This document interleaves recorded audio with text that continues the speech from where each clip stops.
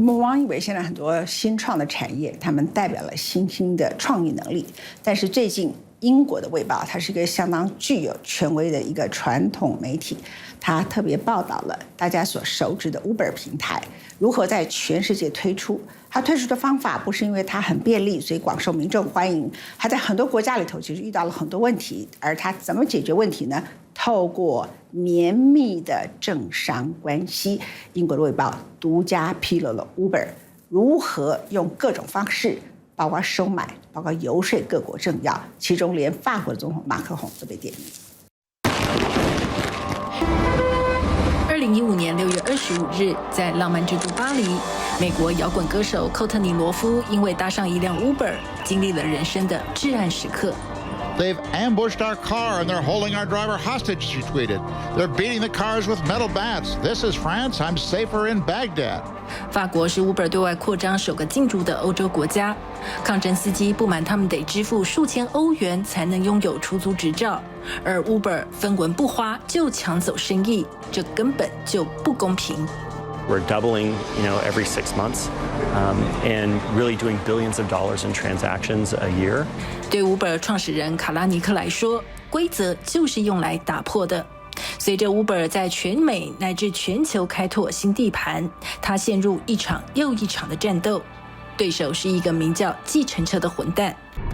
Uber's former chief executive, Travis Kalanick, responded to strikes by taxi drivers by ordering a counter-protest. When company executives warned it could result in attacks on Uber drivers, Kalanick replied, "I think it's worth it. Violence guarantees success." When Travis said, "Violence guarantees success," what did you think he meant by that? I think he meant that the only way to get governments to change the rules and legalize Uber and allow Uber to grow as Uber wished would be to keep the fight, to keep the controversy burning. And if that meant Uber drivers going on strike, Uber drivers doing a demo in the streets, Uber drivers blocking Barcelona, blocking Berlin, blocking Paris, then that was the way to go. Isn't that dangerous? Of course it's dangerous. It's also, in a way, very selfish, because he was not the guy on the street who was being threatened, who was being attacked, who was being beaten up, and in some cases, shot. 马克麦干是 Uber 2014年至2016年间在欧洲的首席说客。As a top lobbyist for Uber, Mark McGann's job was to make friends in high places. His mission? Pave the way for Uber's global domination, even in cities where its service was illegal. Mark is now coming forward to identify himself as the source of the Uber files, a leak of more than 120,000 confidential documents to The Guardian. The data reveals how Uber broke the law and evaded police, how it used Emmanuel Macron in France, courted oligarchs in Putin's Russia, and held secret meetings with UK cabinet ministers. Access to power is not something that is democratized. Uber 通常不按规定来，而是指导权力核心，再透过朋友或是中间人施加影响力，借此获得各国权贵的投资支持。This is what Uber's goals are moving into the country. I know we're having violent clashes at the time. Can you basically help us? And Macron sort of, acquiescing to some of Uber's questions or even demands at some point, which was very interesting. This is kind of stock and trade for a lot of large tech companies expanding in different countries. So on the one hand, you could argue this is kind of how it works. Moving into new countries is a very difficult part of expansion, and sometimes you just sort of have to get your hands dirty to push inside. Uber 利用激进策略顺利打开市场，目前已在600多座城市里服务。但为达目的不择手段的行径，让马克麦根成为计程车司机的眼中钉。亲友各自接连被曝光，更屡屡接到死亡威胁。而一些加入 Uber 的司机，日子也过得胆战心惊。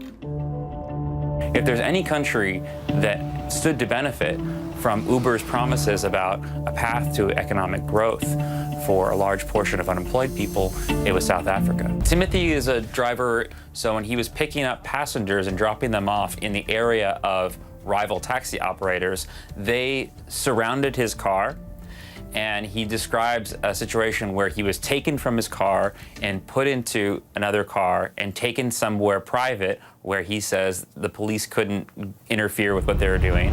So as they say to me, if you don't give me 5,000 cash, we're gonna burn you and then we burn a car. Who was this? We're the taxi drivers, these taxi drivers. Yeah. Timothy was released only after the man he rents his car from paid the kidnappers the equivalent of $300. 也因此，矽谷创投天王 PayPal 联合创始人彼得泰尔形容 Uber 是矽谷最没有道义的公司。创始人卡拉尼克的名字甚至成为了矽谷过于激进的商业行为和粗暴行为的代名词。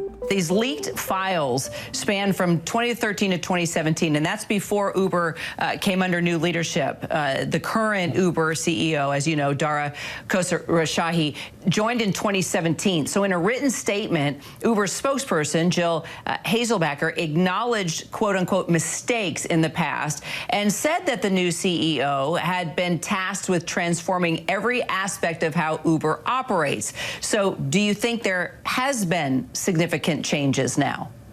And in 2017, there was a reckoning that basically replaced the founder with this new CEO. I don't think it's unfair to say there has been massive turnover. I believe Hazelbaker says 90% of the company is completely new employees since Travis left the company. And a lot of the old timers left and went to Travis's new startup with him. So I think there is absolutely new DNA in the company. I mean, some things that don't change are the business model of Uber, right? It's still a on-demand, non-employment sort of work service that requires tons of labor and has a lot of clashes in different countries with people who don't like the model. So maybe they're doing things a different way now, which I think is probably fair, but it's still the same service, and they're still going to come up against people who don't like Uber in their country. 这可能正是现代我们所说的各国治理的危机，也就是说，不论你是民主政体还是你是非民主政体，你基本上都是一个被游说的、被收买的政治精英所组成的统治集团。它也因此丧失了民众对你的信心。通货膨胀一来，如果你这个国家的经济基础不够强，它就出现了政变。谢谢你收看今天文茜的世界周报、文茜的世界周报欧洲版，我们明天见，拜拜。